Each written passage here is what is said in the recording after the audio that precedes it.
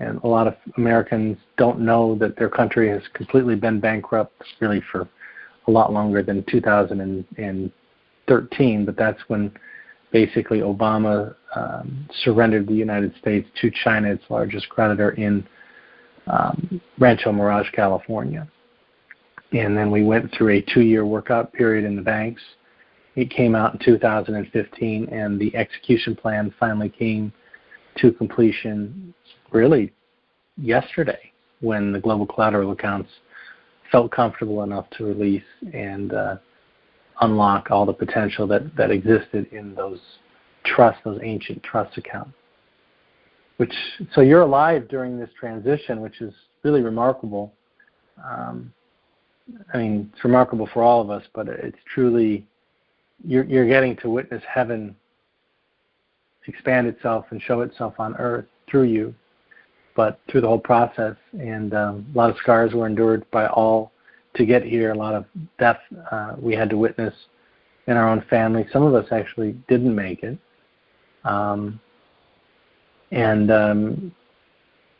some of us have been on it for 10 plus years, longer for others that had been the prosperity packages and some of the humanitarian programs and the farm claims.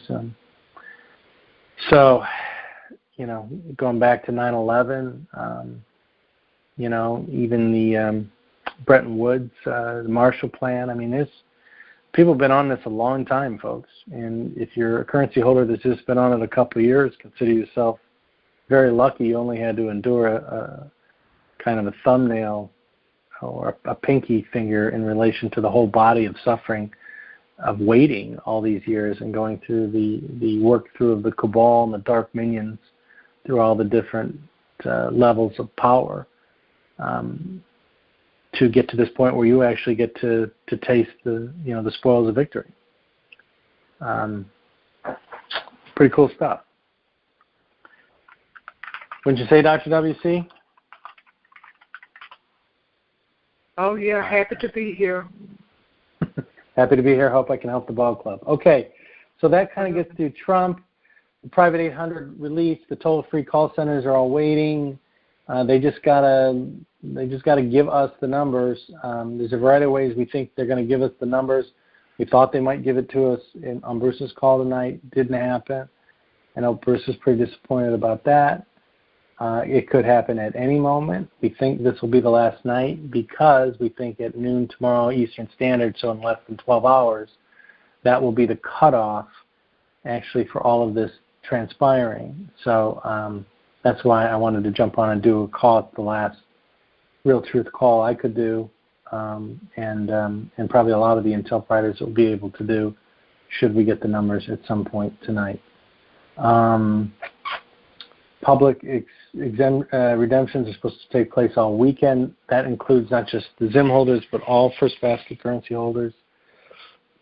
We understand that Wells Fargo has their tellers ready in banks set up for a Saturday morning entry into brick and mortar for dong, dinar, rupiah, that type of currency. But the ZIM will all be offsite. The ZIM will all be handled in a very discreet and different manner with a lot more team members around than you might get in a traditional bank.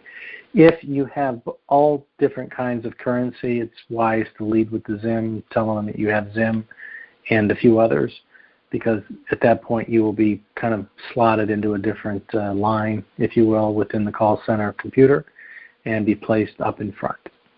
And that's, again, because of the volume of the face value on the ZIM and the rate of the ZIM. The hard assets of in-ground assets of Zimbabwe are just so far vastly superior to any of the other First Basket currencies. There's an hour and a half lead time from the call center into the first redemption appointments. So let's say we got the 800 numbers 9 minutes ago at 12:30. That would mean at 2 a.m. would be the first redemption appointment time. The reason it's an hour and a half, they figure it's going to take you a half an hour to get yourself ready, get some clothes on. If you're sleeping, get up, make the phone call, brush your teeth, that type of thing. Get in the shower, and then they're going to give you an hour to drive to wherever your redemption center should be. And that's kind of why it's an hour and a half. There's 6,800 redemption centers off serve you, and also we think the banks will be open too on Saturday as well. If you do not know to call, make an appointment, if you just walk into a bank with currency. A lot of people are going to do that because they're not following this or reading their emails, or they've just from the whole process because it took too long. That's it. That's what I got, sister. Okay. Well, sounds good. Should not be any questions. However, who knows? We've all heard so much for so long. So, are you open for questions? Yeah, I'll take a few, but I don't want to run you down. Oh no, ShowMe's here. He's gonna. I'm here backup. So. Okay. Yeah. All right. ShowMe. Well, I don't know how long I'm going to go, I'm just going to hang in. Mm-hmm. Okay. Okay. Go ahead. So you want me to turn Q&A on? Sure. Okay. Press star 6 on your phone if you have questions for Yosef concerning anything. Well, that filled up real quick, so. I didn't do that. Though it's still open on my end. Yeah, somebody turned it off. That's all right. You can turn the. Say it again, Yosef. That's fine. I'm here. Whatever you guys want to do. How many are on the call, sister? Just so I can get a gauge of where we're at in terms of. 872. Okay. All right. Go ahead. Show me. Okay. We'll go 818. And before you get started, 818, ask your question, and then you're going to be muted because we don't want to be here all night if we got to go exchange. So you can always get back in line. So have respect for, I want everybody to have respect for their fellow people that's in line, and no stories. Just ask your question and allow Yosef to answer that, and we'll keep moving, please. Thank you. Yes, because your questions, short and succinct, help others too, so just keep that in mind. Okay, now? Yep, go ahead, Ava. The question is, if I am, I'm in a major area right at the moment, but I'm about 3 hours away from where I would normally be living. Is it better for me to drive that 3 hours up to where I would normally be, or is it fine just to exchange here and then maybe get my second appointment up in the other location? Right, got it. Okay, so the question is, should I exchange where I am if I'm not in my hometown, or if I want to exchange somebody somewhere else, can I do that?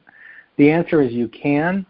You just have to give the zip code that you're in, but also tell them the zip code that you want to redeem in if you want any kind of separation or fluctuation in terms of where you are right now. So when they call and they ask for your zip code, give them the zip code you're in, but also let them know, but I'd like to redeem in this zip code. Okay? So, and they'll give you a choice of times, I'm sure, between one or the other. And they can set it in the future for if you want to drive 3 hours and go to a major city or where you will end up living, or however you want to work it. So not a problem. But that's how you would do it. You tell them the zip code you're in and the zip code you want them to go to, and let them work it out. Next question. Good question. Okay. 559. 559, you're up. Hey, I wondered if you could say a few words about Swiss Indo, just to bring a little more clarity on where they fit into this. Yeah, it's complicated. It's complicated. I mean, if you saw the videos from it, it was pretty. I mean, they literally got up with a bullhorn and shouted it out in the middle of the square in Indonesia. Look, regardless of what you think of Swiss Indo, don't think of Swiss Indo. Just understand one thing. The world's gold and precious metal assets in the Far East, in Cambodias, in your Laos, in your Indonesias, in your Philippines, in your Vietnams, in the South China Sea area are so vast, and they have been mined for 5,000 years. So when we talk about King Solomon, this is where the gold of King Solomon came from. When we talk about the Spanish treasures and where the Vatican really found its wealth, it was in the Philippines. It was in that's why the Philippines are called the Philippines. It's for King Philip of Spain. Okay, so they have mountains of gold in these regions because of the mineral development, but also they coveted it and valued it too, and figured out how to squirrel it away and protect it. And the Asian culture has a tremendous ability to keep and hold secrets, and they have a tremendous distrust of the white man, as most indigenous peoples of the earth do. So, as well they should. So, you've got to have a lot of respect for the whole Asian culture in order to be able to give the rest of the world this moment, because of the understanding that the sovereign families of the world, many of them that have collected the vast majority of the world's wealth, exist in that part of the world. So whether it's that particular group or another, or if that's a mimic to another group that's truly the gatekeepers for the world's collateral accounts, I'm not exactly sure. And I'm fairly well versed in it, and I still wasn't sure. I felt it had some dark and light energy to it, so I didn't quite get the vibe that was solely it, and or that looked like it was made to be it, but in reality it was actually done in a separate way, quietly, with no media, no attention. So that's how I think it went down. But however it went down, it's immaterial, because those that do control the raw assets have released it, and we're now getting it.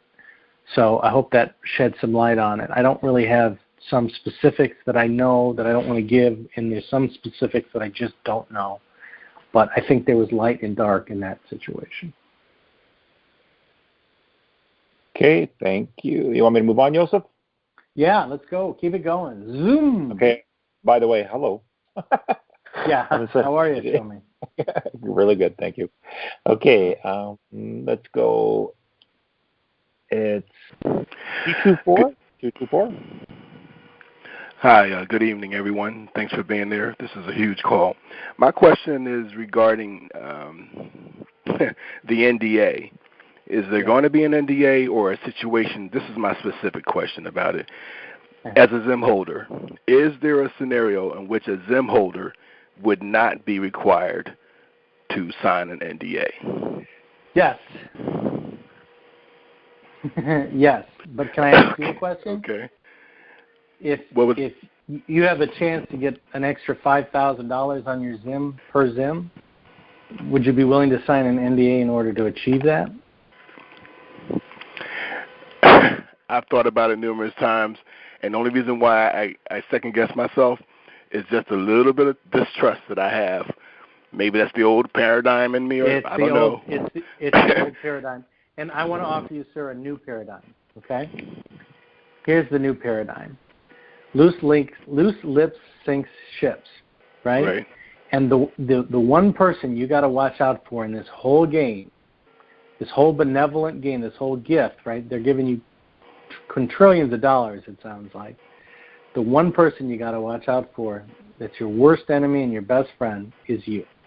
Absolutely. And it's your mouth that's going to cause you the most problem, not the banks, not Abbott Downing, not Wells Fargo, you. So I want to offer you this consciousness. The NDA is your best friend because it self-regulates and governs you. Okay. I mean that sincerely. You've never held this kind of money. You have no idea how people are going to react to you. You think it's all going to be great, and it's not. A lot of your friends and family are going to be pissed off you didn't include them. They're going to be disappointed in you that you didn't give them more. Right. Right? Absolutely. if you start speaking to the wealth that you hold because you didn't take an NDA, even if it's a smaller amount than you could have gotten, I don't think it's the wise move. I understand. And I say that as a governor on myself as well. Mm-hmm. I don't want people to know what I'm worth, what my family's worth for the protection of myself and my family. And the one I got to watch out for is me, because I have an ego and I have the desire to thump my chest and let people know how great I am. But that really doesn't play here, does it? Not with this kind of money.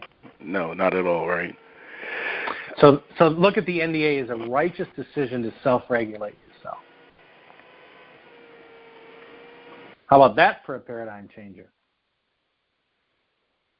Hey, Yosef, I always say I'm signing the NDA to protect me from me. Yeah, it's true. Plus, the other reality is whenever you sign a private contract with any financial institution, there is always an element of non-disclosure for those two parties because they don't want others within the financial world to know the negotiating points of your deal. So they can basically maneuver the market above or below whatever deal you got. So they don't want people communicating what you got for your Zim, what you got for your Zim, what you got for your Zim in Boston and Chicago and New York. They can legally then kind of shut that communication down. So, like I said, it's kind of human nature to brag when you kind of hit it big. And the beauty of this is, like, if you go win the Powerball, you have to go collect the check. You can't hide. It's part of the agreement. You have to show your face collecting that check. Right? Yep. Now, you don't have to do interviews after that. You just have to show your face and get out of there. But the problem is now everybody knows you rich. You just won the Powerball. So you're a target. The beauty of this situation, you're an off-site center, you make a phone call, you go in, you do your business, you sign your NDA, you come home. Who the hell knows? Until you start buying stuff or you start spilling the beans or you start bragging. Who the hell would know? Yep. I'm just saying, you got to think. You got to think, guys. And when you come out of the redemption center, you're going to understand that things aren't the same than when you drove in. And people are going to look at you different. And you've got to play catch up to this consciousness of having enormous wealth. Enormous wealth. And nobody in your current scope of life is going to be comfortable with this kind of wealth except you. And maybe the other 2 or 3 people that bought currency with you and you meet once a week. It's a very odd emotional scenario. It's very odd. It's unprecedented. So there's really no basis for it. It's just weird. But the beauty is they're giving you the opportunity to keep it secret and release it in a slow and loving and benevolent way versus forcing you to take a picture with the check. So, different paradigm. Good question, though. Okay, we'll move Next on. question. Okay, we're going 224. 224. Hi there. I just wanted to say thank you, everybody, for having the call. Second thing is the call being recorded, and where do we get it? It will be recorded, and it'll be on the Real Truth website. Okay. And I'm sure it'll make its way to Dinar Chronicles, too. I'm sure it'll make its way to Dinar Chronicles. Yeah, okay, sure. Then my other question is, if you have a trust and you have a trustee, you and your trustee go in to do the exchange, correct? You don't have to bring the trustee. You don't have to. But don't they have to sign over the currency? No, it's your currency, right? It's my currency, but I have a trustee on my trust. Okay, you have a trustee, but that's only in case something happens to you, correct? Right? I'm assuming. Well, no, I'm not the trustee. I'm a beneficiary. So who owns the currency? I currently own the currency, and I put it into my trust. Okay, you're going to put it into your trust, or you've already put the asset into your trust? Yes, I've already assigned it to my trust. Okay, so you already have a trustee, but you already have a trustee then for that trust. Right.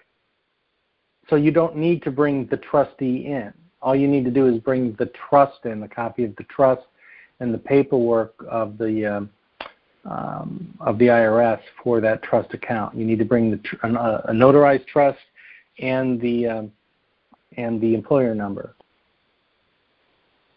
That's all you need to bring in, plus your currency. You don't need to physically bring the trustee in. Okay, you can. Thank you. You can if you'd like, but I'm just saying you don't have to. Okay. Sounds great. Thank you. Does that make sense? Yep. Okay. Thank you. Yep. Okay, 631, you're up. Yeah, hi, Yosef. How are you? Good, my brother. What's going on? I have a situation that I need some clarity on. My wife has her own currency, and I have currency also, but I'm in a group in Reno. Okay. And my question is, are you in a group that had to send in currency? No. Okay. So you still possess all your currency. You possess it. It's in your hands right now. All right, let's not worry about gift receipts. Let's not worry about groups. Let's just deal with the currency you have in hand right now. Yeah. Because that's all the bank's going to care about. Right. I have it in my hand, but I'm supposed to bring my currency out to Reno. Why? Okay, and why? Well, I don't know, because it's a group that I'm in. My brother, you will get higher rate, a better rate, exchanging on your own an hour from your house than you will traveling anywhere with a group. Okay. I think as a new paradigm, you should just throw the concept of the groups out. Everybody should. If you haven't already turned in your currency to a group, just go in on your own. You're your own group now. You don't need the other groups. There is Zim being held in escrow for me out there. When you say being held in escrow, you physically don't have it in hand? No, I don't. I do not. Well, then there's your problem. You got to go get your currency out of Hawk. But what if you don't get it? I don't know. Did you buy backup currency? Yes, I have quite a few Zim notes of my own, 100 T notes. Then, my brother, I would just take what you got in and go do your redemption as is with what you have in hand, and then just deal with that after the fact.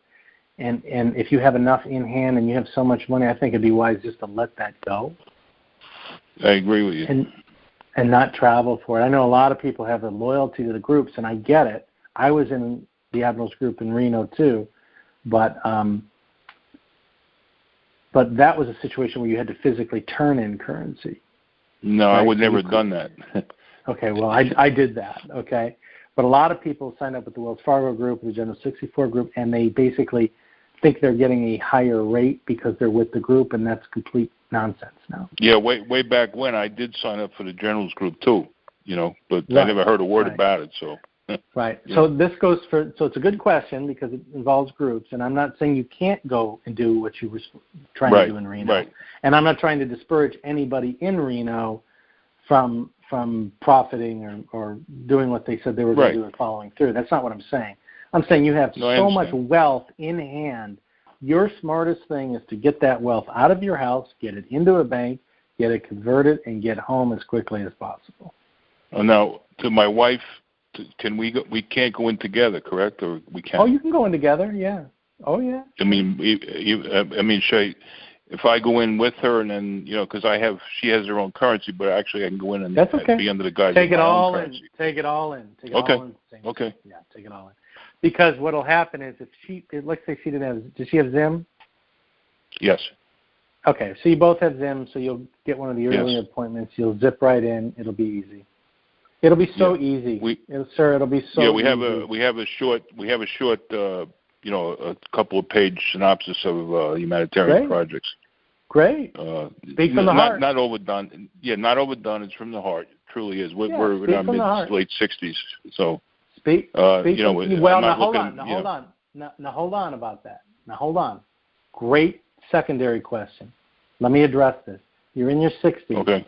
You don't know how hard you want to work. You don't know how long you want to work, right?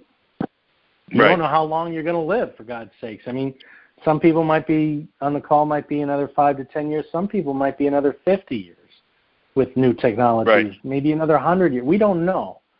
So as the money changes and things come out into the open, politics and money and all this other stuff, so too might health, cures and vibrational chambers and light chambers. I mean, things that we talk about here on the Real Truth Call. Yes. So I don't want you to limit the time frame by which the decision you're going to make while at the redemption meeting. You are of sound mind in your 60s. I can guarantee you within 5 years you could place whatever vast amount of money you redeemed for with other institutions.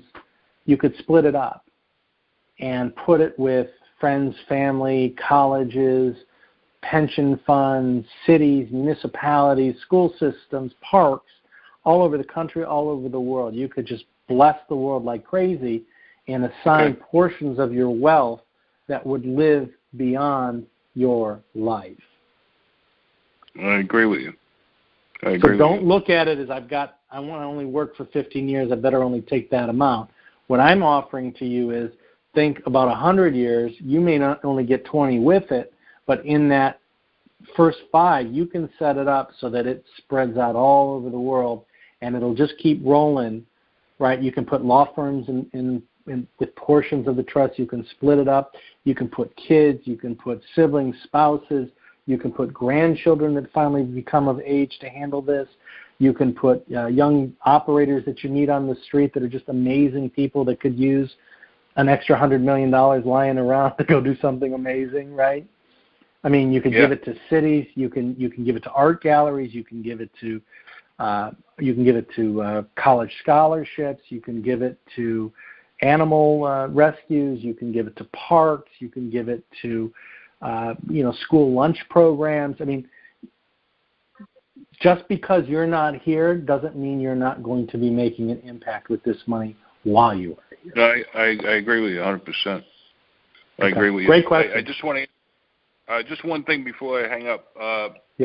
What's your best guess as to when they're going to go off with this now? I'm having this call at middle of the night so that everybody gets as much information as they can before they go in. It's kind of like getting that last gasp of oxygen before you take the dive, right? Right. So you would expect the number to come out by tomorrow night, maybe, or something like that? Well, I actually like it before noon tomorrow sometime, but I do believe, it's my understanding through my military relationships, that vast majority of crime actually happens during the daytime, oddly enough.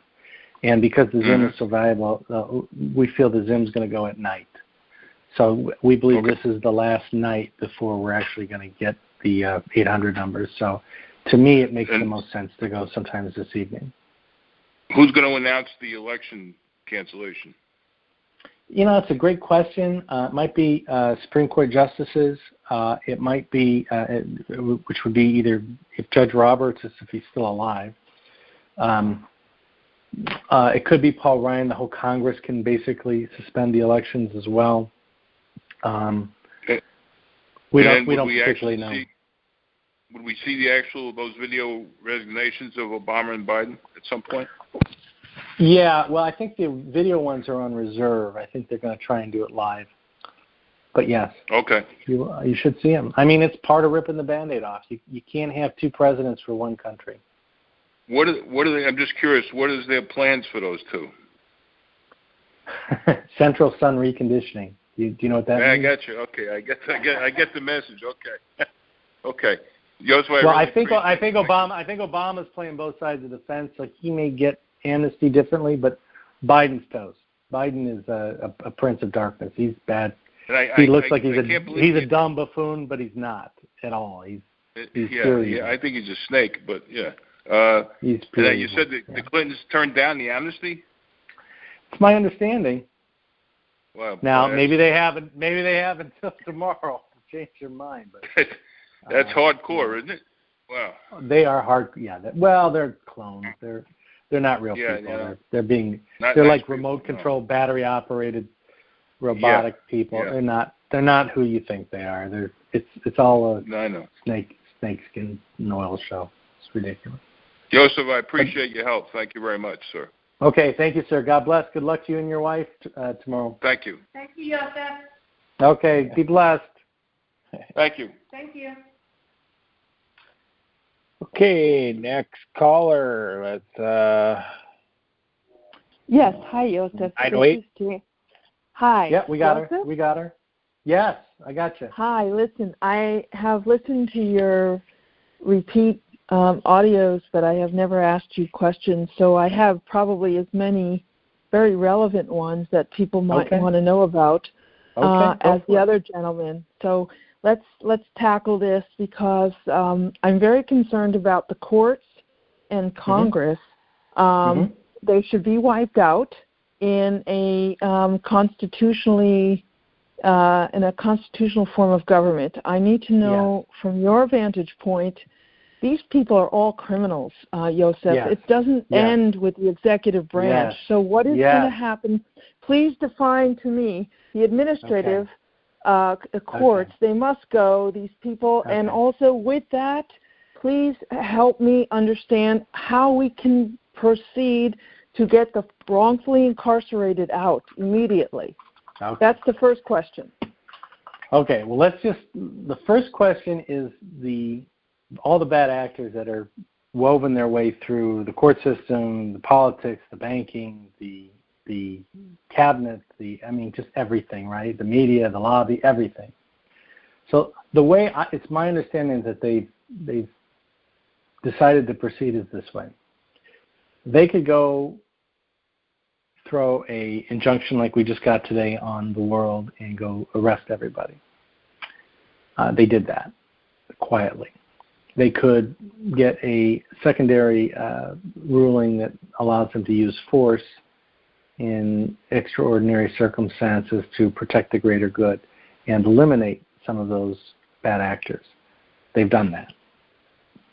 We're now at a place where there's only a few that are still carrying the lie out, and a lot of them are actually working benevolently to achieve a greater good, to sing for their supper and get amnesty.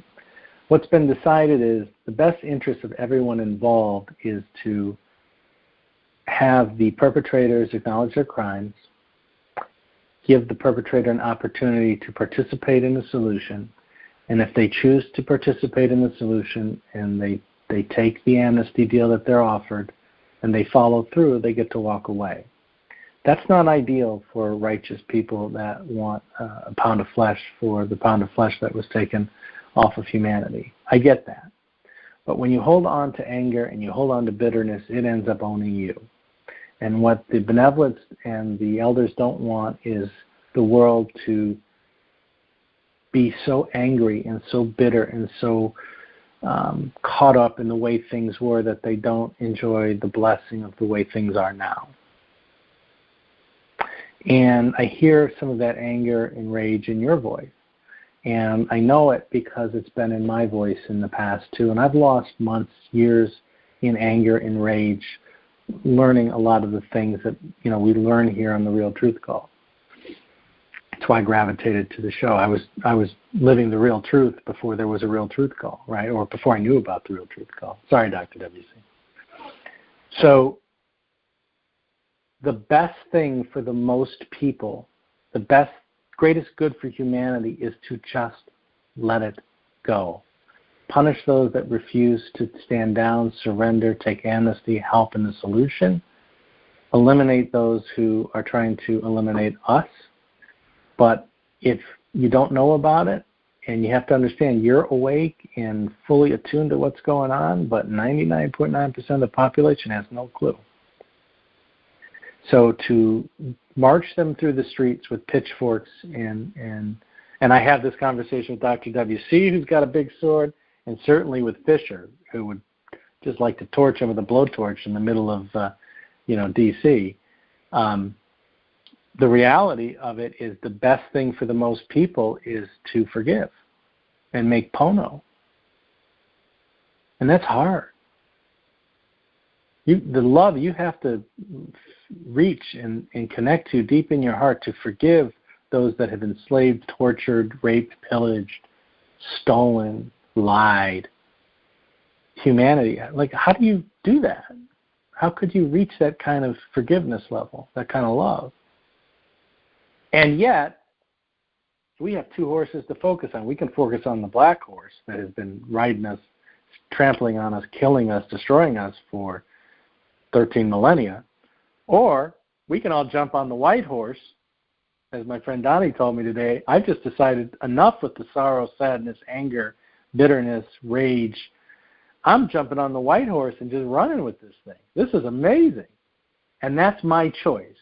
And I want to offer you that choice, and everybody listening tonight, the choice of, you can study the dark horse. You can look to take a pound of flesh out of that horse. You can look to whip them. You can look to do what they did to Christ and stone them and slash them, and you can do that, and that's an option. I'm not telling you what to do, but I think we all know that's an option. But there's another option. There's one of light. There's one of love. There's one of bliss. There's one of forgiveness. There's one of abundance. There's one of mercy. There's one of healing the soul of the world instead of being upset constantly that we were so abused and so tortured and so enslaved and so oppressed for so long. And I just want to give you the option. So whatever questions you have moving forward, I hope you get from this call that you have an option to ride a dark horse or a white horse from this point forward.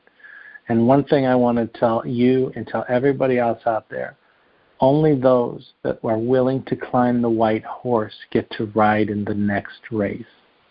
The dark horse race has finished. And if you jump on that horse, you're just going backwards, and it's so much harder to get back into the white horse race. Right now, it's a level playing field. You can just get off one horse and slide to the other, and off you go. But that white horse is going to start running away into the bliss and the love and the grace and the mercy of this new 1,000 years of light. And the dark horse is going to be running back to the central sun, and it's going to be really hard to hop off of that and get back onto the white horse, because the distance is going to increase by the second, by the hour. That is why I beg people to surrender to God, because God has forgiven the darkness. He's punished them. He's put them in their place. He's changed every cell of the earth with the blink of his eye and the pass of his mighty hand. If God can forgive these people, why can't we? Why can't I? I don't want to spend another second in misery. I don't want to spend another second in poverty.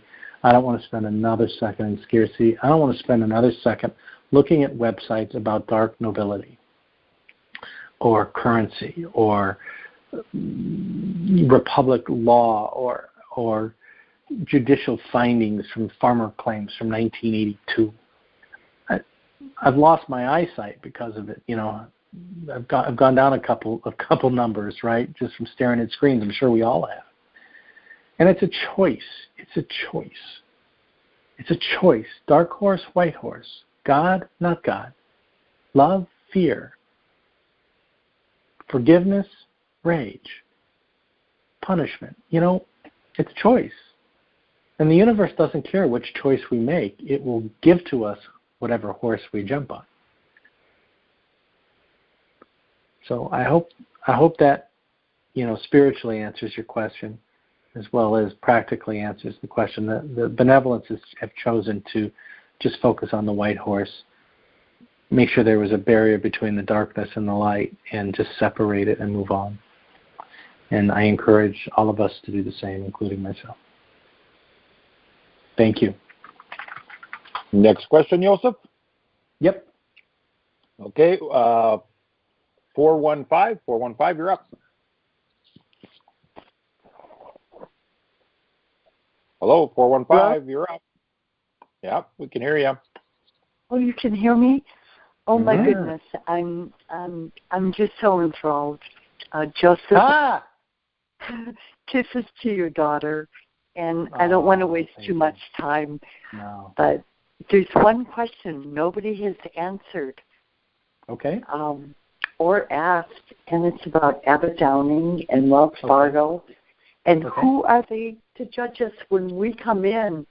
I mean, some of us, since I've been born, I have given my life to this happening, and I know that as a fact. So I go in, and I have very little, currencies, but I also knew that what I had was enough if this was real. So who are these people to judge me? Okay. Who? What gives them the right? Who are they to look and judge my life? Because I can guarantee you, I am 70 years old now, and I have two beautiful daughters that are extraordinary in the corporate world. Okay, and do great with it. They have to go through the nonsense, that was required to be doing beautiful things. Right. So I'm going to be quiet now, and thank you. Well, you're welcome. It's a wonderful question, and thank you for being honest with your question, because I think a lot of people probably have felt the same way. I think even I've had some thoughts about, who are these clowns to be judging me? There's no way they can know the struggle and the sacrifices I've put in personally, and all of us have put in personally, getting up to this point. So I hear your question. Let me offer you a different pathway. What if your two daughters were Abbott Downing representatives that had to deal with the likes of you on the other side of the table, meaning they didn't particularly want to handle the RV or the Zen. They were told they have to handle the RV and the Zen, and they had better prepare for at least a year in order to emotionally, mentally, physically, intellectually, and spiritually train for what it is that's going to be coming through that door in a rush at some point in 2016. And so here comes all these people with all this stored energy from their hard, dirty trails, riding out in the wilderness with no water, no food, no anything. And now they're coming in and they want pay dirt. They want what is theirs. They've earned the right, and they want what is theirs. And your two beautiful daughters have to service them. Now, part of the service of that is to listen to what it is that those that are coming through the door are looking to accomplish. Everybody kind of started in this for a reason. Everybody will kind of, over the course of a conversation, probably get to the sweet spot of why they're really there. And that's when the Abbott Downing team has emotionally and professionally trained like psychologists, because they do get psychology training, especially there's going to be a lot of anxious, even angry, uptight, blissful. People are going to be crying. Some people might, like Jerry Maguire said, they might drop in their depends, right? So you just don't know what's going to come through the door or what emotional state people are going to be in, and Abbott Downing has had to train for all those different scenarios. It's not that they're trying to limit your value at the time of redemption in terms of your rate and your structured payout program. What they're trying to do is figure out in a very short period of time who the hell you are, what it is that you're looking to accomplish, and how best to accomplish that. Because you, my lady, are a 70-year-old, spark of light that's got two daughters that's going to set the world on fire through your own family foundations and trust. Not every 70-year-old woman is going to have that, and not every person is going to be 70 years old or a woman, and not every person is going to have spouses or children that can be trustees that have been trained in the corporate world. So in a very short period of time, they've got to identify who you are, what your goal is, what you really want to accomplish at the end of this meeting, what you can handle, intellectually perhaps and emotionally, because imagine a 24-year-old coming through the door that, didn't even finish high school, and they're out there, and they got Zim in a lot of it. And they were a waiter, a waitress, or bartender, and they bought $10,000 worth of Zim. It's going to come. Now, if you're Abbott Downing on the other side of the desk looking at that person, it's not that they didn't qualify to be there. They've got Zim. They're qualified. But if they're going to drink themselves into oblivion, you might want to look at that. You might want to look at their fingernails. You might want to look at their eyes. Are they strung out on something? And is this the last chance they have to get, their fix or their life saved? Now, that's an extreme example. But some of that's going to come through the door. So when you say, how dare they judge me, you're not the problem. You're ready to go. You know what you want to do. You have a vision. You have a team. You've been at this a long time. You're on calls in the middle of the night. You're not the issue. It's the 70-year-old grandmother that somebody gave them 500 T notes and said, call this number, and all of a sudden they're quadrillionaires. And they never asked to be. They've never studied. They don't have any spouses that are still alive. They don't like their children. They're all alone in this. And now Abbott Downing not only has to place them in a rate in a program, but they have to work through them for their trust. They have to explain to them how this whole system works long term. They have to have follow-up meetings. So they're not looking at it to just assign you a rate. What they're trying to do is understand the whole person, the whole client, and properly get them on a pathway where they're the most pleased, happy, fulfilled, content, abundant. If you can take an $8,100 Zim rate, regardless of whatever denominations you have in your hand, they will give it to you. There's also going to be a lot of 70-year-old grandmothers that are going to say, I don't want this much money. I don't care what the rate is. I don't care what was given to me. I want $10 million, and that's all I want. It would then be the role of Abbott Downing to say, well, $10 million is a wonderful number, and we understand that that's going to be more than enough money for you for the rest of your life, and you'll be able to leave it to your friends and your family and your grandkids and whatever. But what if we set it up in a structured payout program where we gave you $100 million and gave you $10 million a year that we then gave you in 5 different trusts, $2 million each to each one of your children that they could then disperse to your grandchildren? Now they've just added a whole nother zero onto this woman's life and the whole umbrella that is her life, because they took the time not only to assign a rate, but increase it. So you're only looking at the rate coming down. There's also an element of the rate going up because people are just not familiar with high finance. They don't understand trust. They don't understand structured payouts. They don't understand annuities. And those are coming through the door just like you're coming through the door on the other end that says, give me the 8,100 Zim rate. I got 2 daughters. They're corporate. They're on my board. We're ready to go. We're going to do this, this, and this. Here's my presentation. You're a layup. The other 7-year-old grandma may not be, and the 24-year-old may not be. So try and keep the anger in check, because there's going to be a lot of weird emotions running around those redemption centers. You're going to hear people sobbing like you're at a funeral. They'll be so happy, right? Because all their debts have just been relieved. They're going to be sobbing. And then you're going to hear some people scream. You're going to hear, some people, you're going to look at some people, they're going to have dazed looks in their eyes. Like, what just happened? Like, I've been studying this for 10 years, and I still don't understand what just happened. They just gave me how many zeros? What, I have an unlimited credit card? What does this mean? Like, how? When I go outside, do I buy something? Do I not buy? Do I get a house? Do I wait? Do I go pay off the city of Toledo's bills? Like, what do I do? There's going to be that whole smorgasbord of emotion that Abbott Downing is trained for that you're not.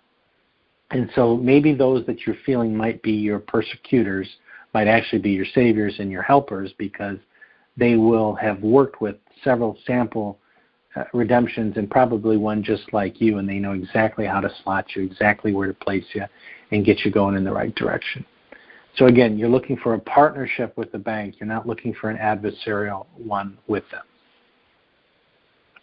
And I know that question is probably true for every one of the audience listeners. on this call and all of those that are going to pick up the audio recording. Don't go in there looking for a fight. And by the same token, don't go in there and take less than what you're worth. But either way, know your value and hold it. And speak truth and speak from the heart. And don't flinch. We can all be friends after and shake hands and sing Kumbaya at the next meeting. This is business. I'm here to accomplish something for humanity, for my family, and I'm going to do it. And when I get out of those doors and I get on the drive going home, I'm going to scream at the top of my lungs. But for the hour and a half, the 2 hours that I'm there, the 45 minutes, however long I'm there, I'm going to act like a professional and understand that I'm going to give these people a break and be ready with my materials and know what I want before I get in there. And we're going to accomplish this together, and we're all going to have a good experience. I would think, Yosef, maybe just to treat them the way you'd want to be treated by them. So, yeah, it's a pretty simple rule. Yeah, just don't look at it like they're going in to knock you down. In many respects, a lot of times they're going to bring you up. It really will depend on what you can handle, and also how familiar you are with the process. Do you know the sovereign rates? Why do you know the sovereign rates? Is this a presentation you've been working on? Did you physically write this presentation, or did somebody give it to you and say, go turn it in? You know, like they're going to evaluate you on a lot of different things. What's been your working experience? How much money have you handled in the past?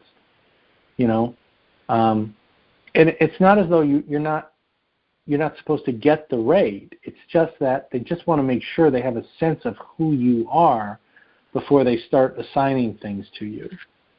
And a lot of people are going to go in because they've been listening to TNT or whatever, and that's who they're loyal to, and I get it. They're going to say, listen, I just want 35 cents for my Zim.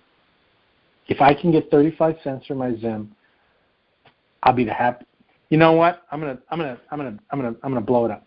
50 cents. I want 50 cents for my Zim. That's right. 50 cents, and I don't want a penny less. And they'll be like, why do you want 50 cents when it's worth $8,000, you know, or whatever the screen rate is? So there's going to be working up, too, as well as some 18-year-old's going to come in there and say, yeah, give me the $8,125 Zim rate, and, you know, I'll take a couple structured payouts and some trusts, and yeah, I'm going to buy some islands.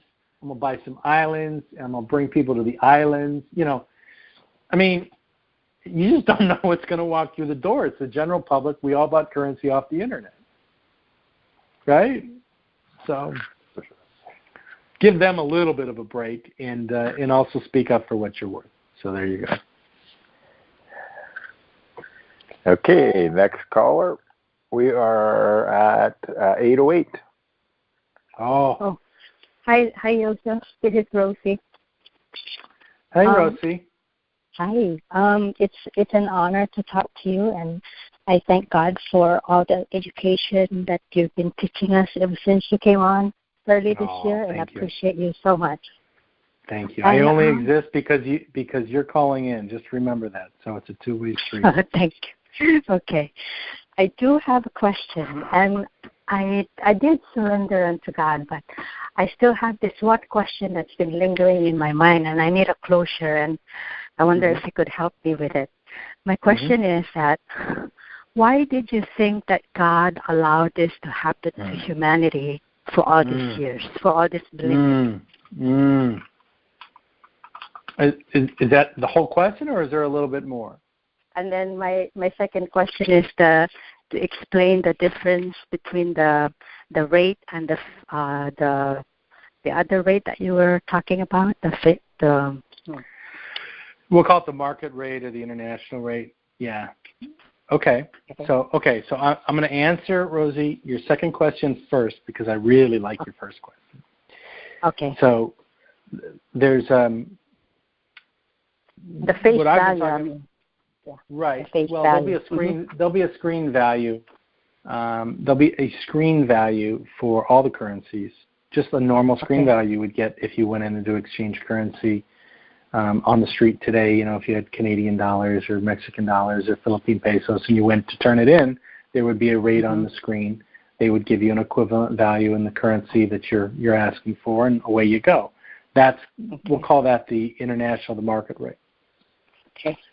What we're talking about is God has decided to bless the world with its sovereignty back, right? That he has decided in our lifetime to fulfill prophecy and we get to declare our own sovereignty back as a species. Thus, as individuals within that species, we get to participate in the global sovereign wealth of humanity. That's what the Zim rate is. That's what these higher rates that we're talking about, these sovereign rates that we're talking about. It's a one-time only gig for people that are paying attention, but because we're paying attention, we get a very unique opportunity, and if we are aware of the top end of those sovereign rates, and if we hold Zim, that would be the highest of the high in terms of the redemption. And so that's why I've always been one that had tried to preach what I knew was to be the top rate on a daily basis from the screens, not just the screens at the teller level, but the screens at the executive banking level in Asia, so that I could give a range for people to determine their own wealth versus somebody else determining their wealth for you, or your wealth by their interpretation of you. As it relates to, so that's the difference between the market and the sovereign rate. Your question about God allowing the suffering, that's the one, huh? Why 13 millennia of suffering? Why did they let them change our genetics? Why did they let them change our food supply? Why did they let them experiment on us and take us up into their spaceships and their planets and enslave us? Why did they clone us? Why was that allowed? Why were we allowed to be trampled and killed and murdered in war? Why were we allowed disease and pestilence and suffering medically and geoengineering? Why are we subjected to vampire television shows and movies? I mean, why? Every place you turn, you just see. Even Halloween is an occult holiday. It's pure occult. It's the highest occult, satanic holiday, Saturnella holiday, pagan holiday in their calendar. And we dress our little children up in little outfits and goblins and run them around like it's no big deal, eating sugar candy that ends up causing cancer and killing us. Do you see the absurdity of it all?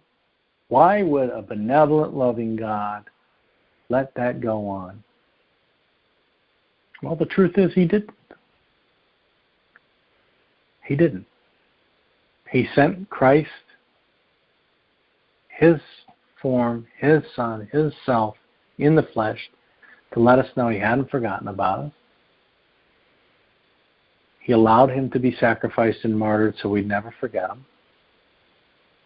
He told us he would come back and reclaim the earth, and that's what he's doing. Now, in God's terms, what's 13 millennia? The blink of an eye. He's created the entire universe, all the planets, stars, universes, super-universe, cosmos, solar system, Milky Ways, dimensions. He's created it all.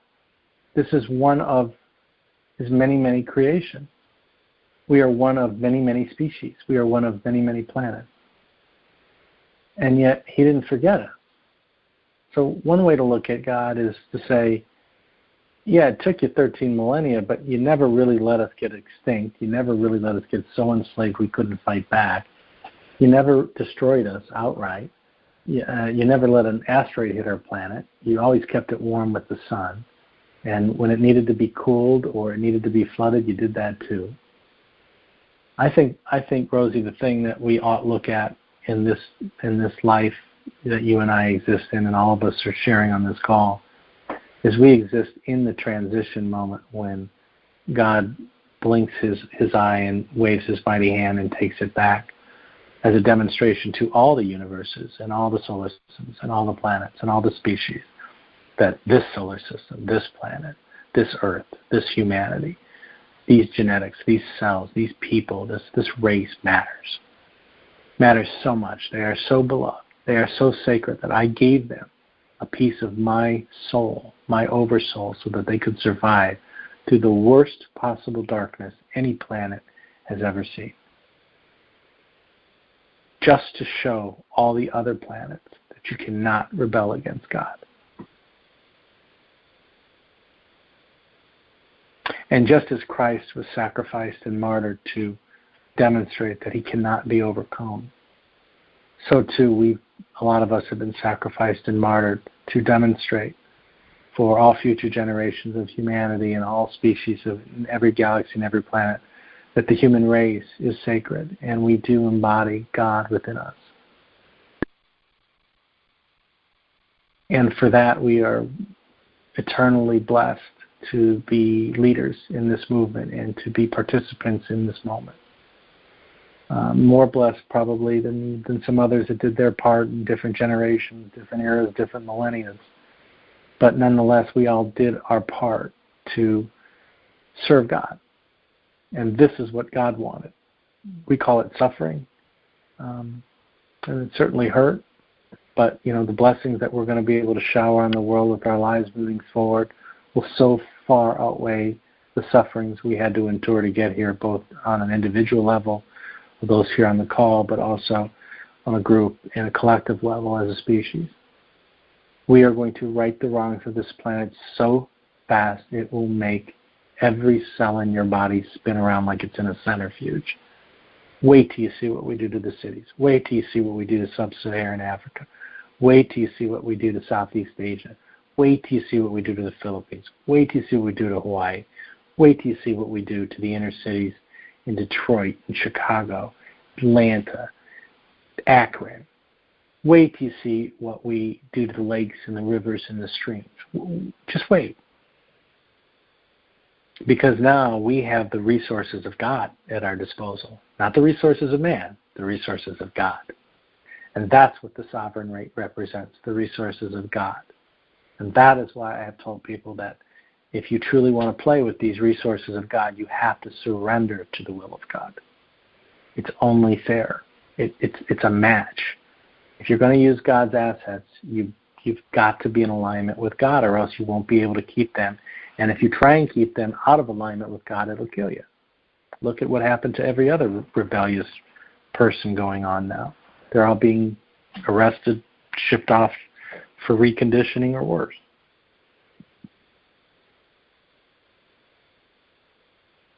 We are sacred oversouls from the Creator source of all. We embody His divine grace, omnipotence, intelligence, His beauty, His mercy, His patience. We embody it all. And that's why they have tried to enslave us and kill us and change our genetics. They are so angry and jealous that He loves us that much.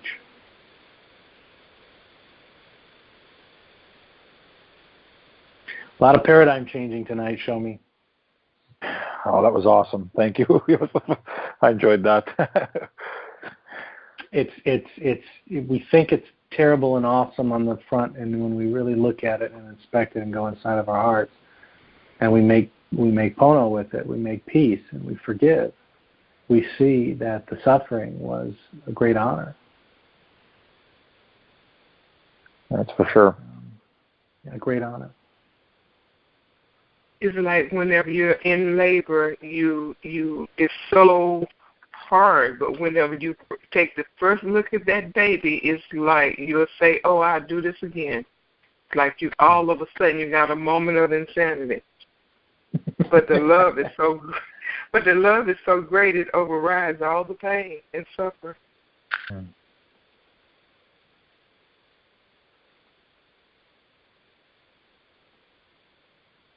Good question. Good question. Well, that was very good. Okay, next question is 626. 626, you're up. 626.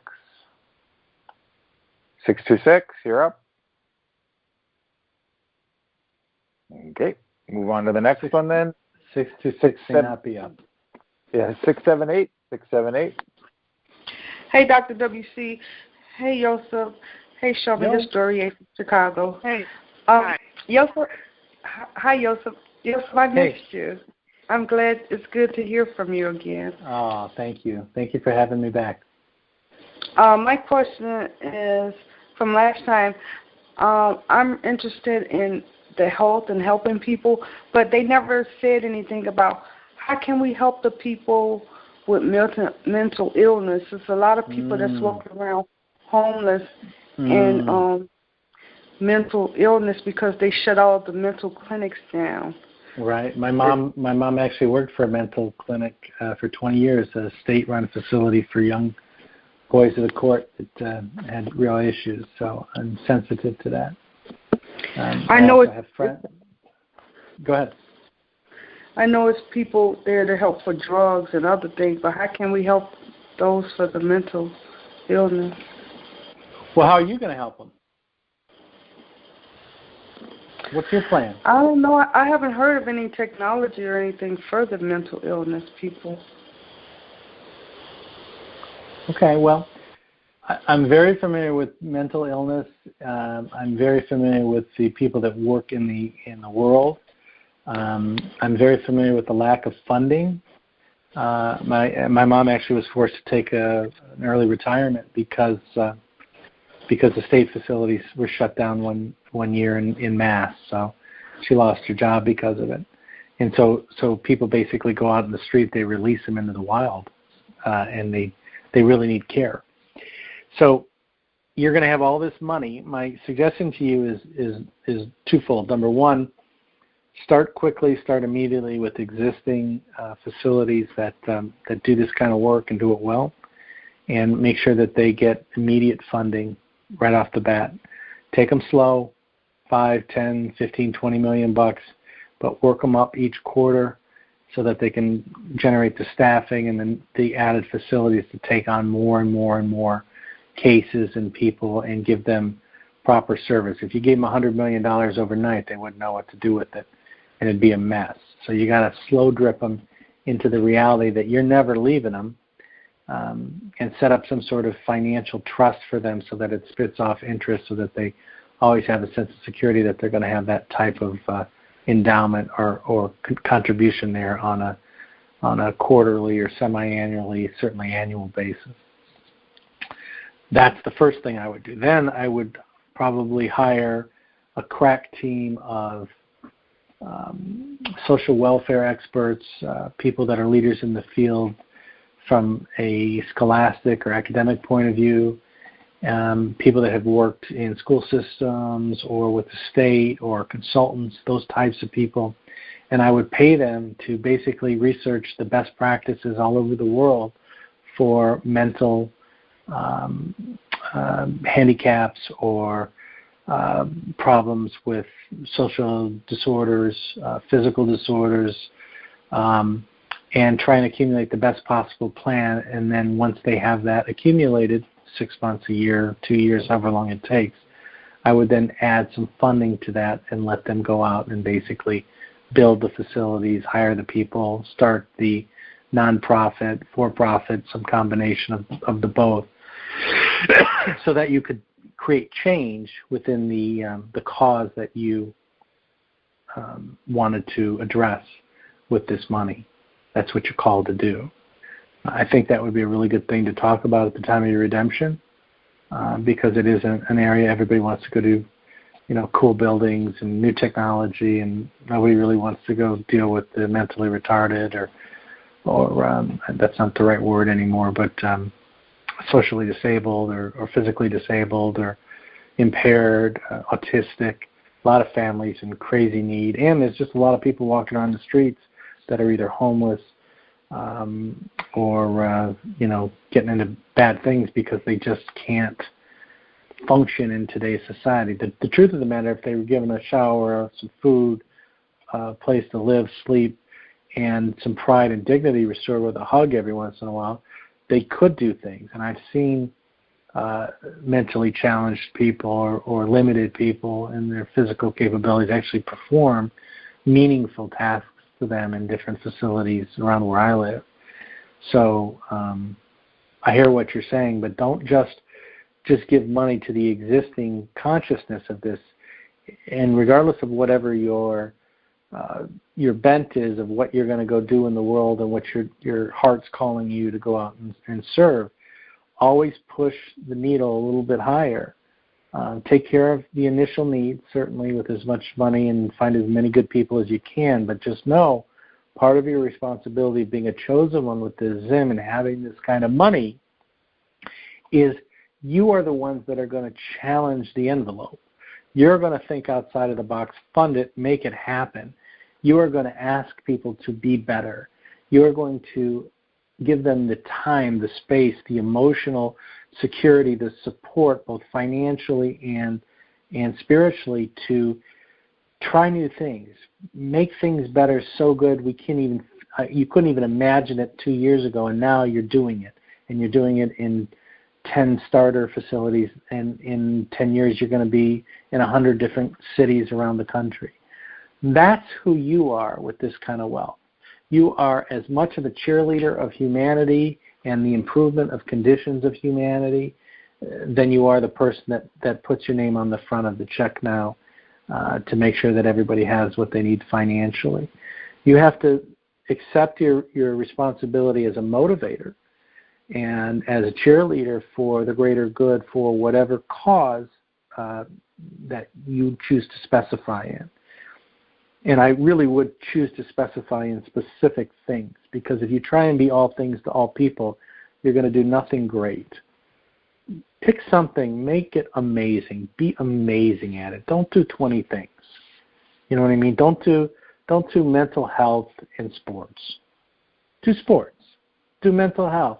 Expand the brand to include within sports a mental health division, or expand your mental health charity, foundation, trust to have recreational activities for people that are physically challenged, mentally challenged, and their families. You know, Special Olympics is a perfect example of that. So there's a lot of things to get into, but at the end of the day, you know, you only are what you are. Don't try and expand your envelope so far that you lose sight of your core genius and your core desire. A wonderful example of this was Quincy Jones. He was a wonderful jazz musician, toured all over the world, and ultimately got into producing records and movies, and he expanded his brand all over the place. But always the backbone of everything Quincy Jones did was music. And whenever he got lost professionally, he would always return to music.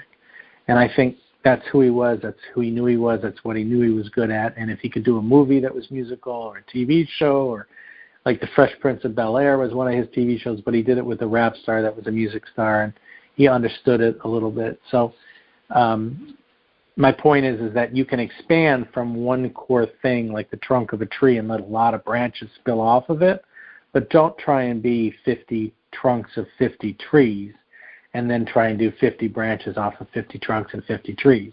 It just won't be as beautiful, and you won't enjoy your life as much. Good question.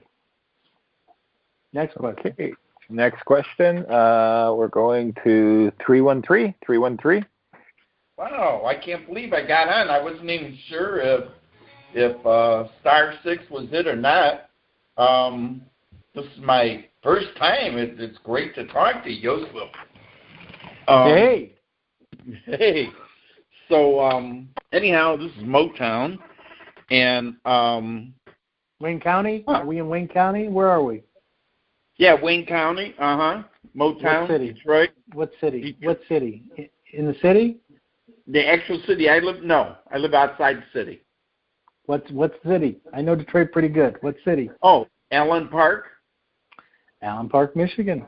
Downriver, right? Yeah, downriver. Yeah.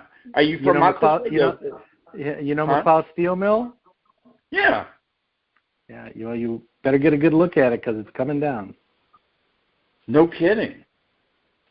Wow. What are they going to do? We'll see. I don't want to get into it, but I just want to let you know that I'm a big fan of the Downriver area, and it needs a lot of help, and I've made some commitments to it. So, is that right? Are you from this area? Well, I've been in the area. Downriver is a very it's got some deep environmental issues downriver because of the refineries and a lot of the coal burning and the river. So. It's very important we clean up downriver for the entire Great Lakes region. Just as environmental hazard. And Allen Park's a lovely city. Don't they have a really good Italian restaurant in Allen Park? Like an old school Italian restaurant we went to? Yeah, you're thinking of Moro's. Yes. Yeah. That was good.